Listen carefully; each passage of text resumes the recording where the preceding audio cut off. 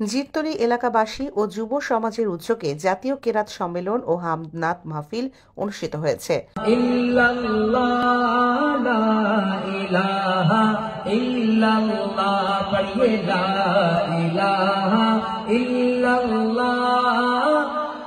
তেরোই ফেব্রুয়ারি বাদ আসর থেকে নোয়াখালী বেগমগঞ্জ উপজেলার জিরতলী বাজার হাই স্কুল মাঠে এ অনুষ্ঠান শুরু হয়। হাসান বিন খুরশিদের উপস্থাপনায় এবং জামিয়া খাতুনে জান্নাত মহিলা মাদ্রাসার মুহতামিম মাওলানা মোস্তফা আল হাবিব ও জিরতলী কাশেমুল উলুম রহমানিয়া মাদ্রাসার মুহতামিম মাওলানা মুফতি মোহাম্মদ হাসানের যৌথ সভাপতিত্বে অনুষ্ঠানে প্রধান অতিথি হিসেবে উপস্থিত ছিলেন আল হাশেম এয়ার ইন্টারন্যাশনাল ট্রাভেলস-এর চেয়ারম্যান জনাব আলহাজ জামাল হোসেন। এতে প্রধান মেহমান হিসেবে উপস্থিত ছিলেন বিশিষ্ট সমাজসেবক ও আমেরিকা প্রবাসী মোহাম্মদ মহিনুদ্দিন। অনুষ্ঠানটির সার্বিক ব্যবস্থাপনায় ছিলেন আরব বেঙ্গল হজ গ্রুপের চেয়ারম্যান জনাব আলহাজ মাওলানা মোহাম্মদ আজাদ।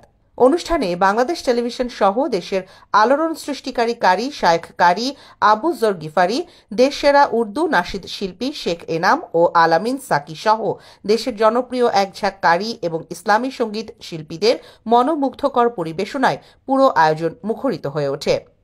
এতে প্রধান আলোচক হিসেবে উপস্থিত ছিলেন ৬ নম্বর নোয়াখালী ইউনিয়ন পরিষদের চেয়ারম্যান মাওলানা হাফেজ ইয়াসিন আরাফাত। উদ্বোধক হিসেবে ছিলেন ৩ নম্বর জিরতলী ইউনিয়ন পরিষদের চেয়ারম্যান জনাব শামসুল আলম লাভলু। বিশেষ অতিথি হিসেবে উপস্থিত ছিলেন আলামিন ডায়াগনস্টিক সেন্টার মাইজদি এর চেয়ারম্যান জনাব গোলাম মর্তুজা মুন্না, বিশিষ্ট ব্যবসায়ী ও সমাজসেবক জনাব আলাউদ্দিন রানা। আউযু বিল্লাহি মিনাশ শাইতানির রাজীম।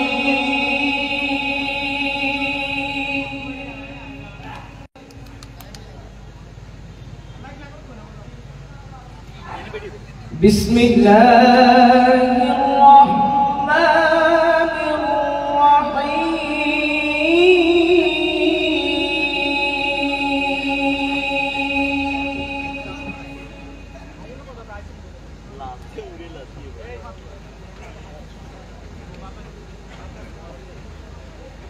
মা